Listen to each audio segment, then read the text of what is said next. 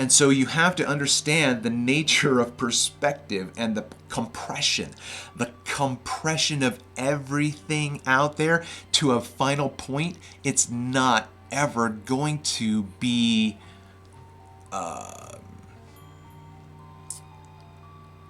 you're not ever going to, I don't think, you're not ever going to predict the ratio of what something is going to look like out there through that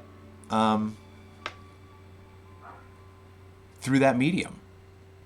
And then if you think about yourself and another person, let's get 10 people and put them 3 miles apart, right? Right? Or maybe like, let's get 20 and put them at 1.5 miles and 3, and 1.5 miles and 3, and on it goes, right? Until we run out of people. And then just film from the first person what he sees. And then the next person, and the next person, and the next person. And then if you try to say, let's say for instance, oh, I can see the first person, but I can't see the second person. Or on the next day, you know what, I can actually see 3 of them now. Like, what's going on? Because as you just simply extend space between you and the next target, and the next target, and the next target, you're just simply extending area. That's all. That's it. There's no other thing to assume.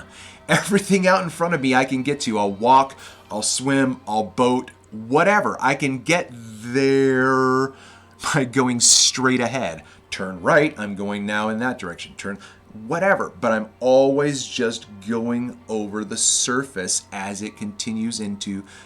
That's just the way it looks, because that's the way it is. There's no other reason to then now bring in this other thing that he's going to be criticized for by me.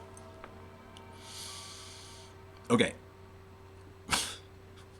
Like, yeah. Even going back and now, if I'm like, I talk to myself about putting things in, like doing that and editing this is going to be insane. All right. Now listen to this. Again, his measurements showed that this mirage is always accompanied by depression of the apparent horizon, the inverted image, He says this, in parentheses, this was because his eye was about 6 meters above the water, though he was unable to show that this is an effect of the Earth's curvature. I've had to read that construct a couple of times because I'm now asking the question, what's the result of the Earth's curvature? Like, we're talking about mirage. Like, all the way up to this point, there's no Earth curve mentioned in 6-7 pages. Right? We're talking about apparent positions of things in the distance. And the only thing that's constant between every single one of those researches and every single one of those researchers and every single one of those citations, the only common denominator, regardless of where they are and how high they are and how far away they are, is that they're looking through the same medium in a different location. And now, out of nowhere, we're told that, because I had to break this down, so here we go. His measurements showed that this mirage is an effect of the Earth's curvature.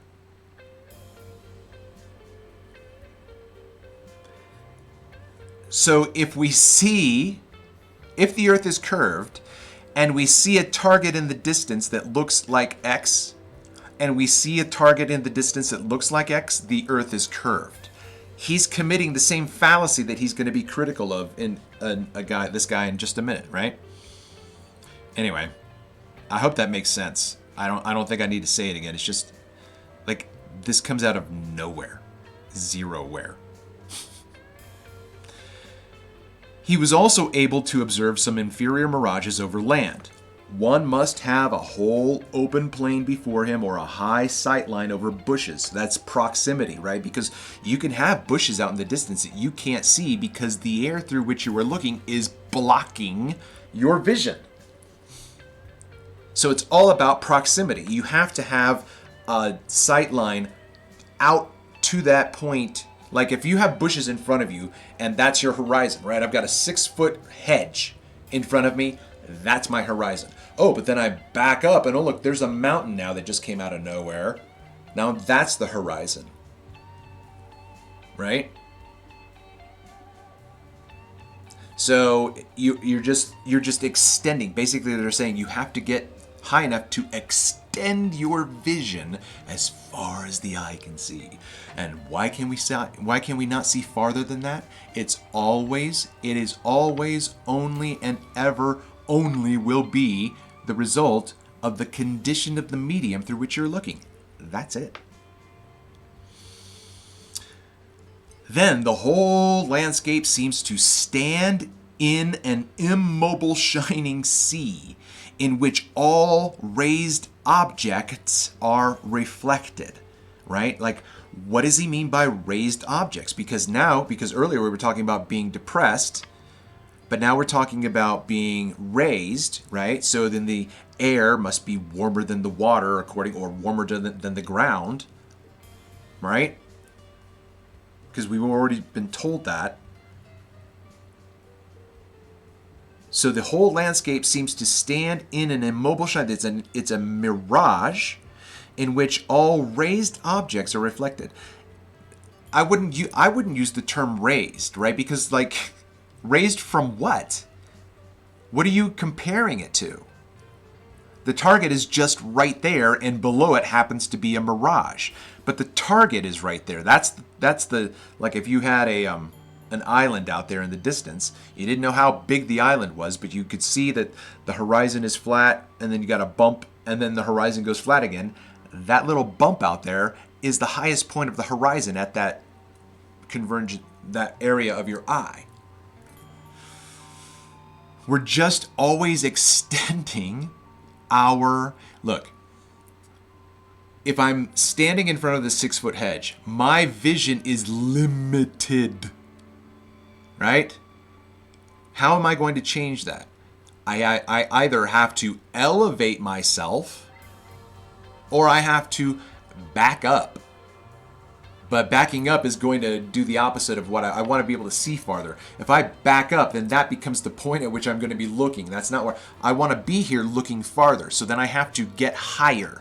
And guess what all you do is you just simply increase that ceiling. Increase that floor. That's the way it works, right? Everything in your convergence is apparently converging like an angle. If you were looking down a hallway, everything would converge. This is perspective. It would just that's why streetlights get smaller and smaller, but they're all symmetrical, right?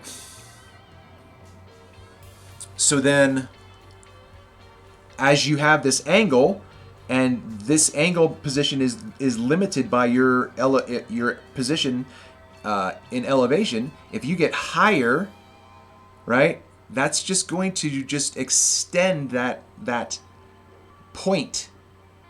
But you're still just looking straight ahead, always. I mean, there's just okay. From a low rise, he saw the marshes as if they were covered by shining water, and he found reflections over land similar to those over water. The refraction is greater as the difference in heat between the two materials, air and water, or air and land, okay? The refraction is greater as the difference in temperature, not necessarily, we don't think of like heat, like 2 degrees is hotter, all right? We don't, I mean, whatever. It's got to be like 10 degrees, maybe 20 degrees before we say, oh, it's hotter. Like 2 degrees, we're like, this is the same. Okay? But anyway, so we're talking about the air and the water, or the air and the land that we're looking. He concluded, these images cannot arise just from reflection because no mirror surface exists in the air. I don't understand how he can think that way, because I disagree entirely. It's perfectly sensible to say the exact opposite, and we'll get to that. Woltmann also noticed the inferior mirages of the sun and the moon at the horizon. If one sees the sun come up bright in the morning, its shape gives an infallible indication whether looming or miraging will occur. I find that absolutely fascinating, and there's like no other place have I ever read of anybody talking about the ability to predict. And I have actually asked Andrew Thomas Young, and he's like, yeah, it's too difficult to predict these things. But here we've got this statement that all you have to do is see the way the sun looks and know how the horizon is going to behave. Looming is just the farthest, and you can just see it change that way. Like it just looks like it just disappears into just, right? Everything close by is crystal clear, but as soon as you get 100 feet, 300 yards, whatever it is, whenever that compounding of the medium through extending space between you and the target, that's always going to behave as a lens. Billions and trillions of lenses just flowing, because air and pressure and temperature and all of that, all of those variables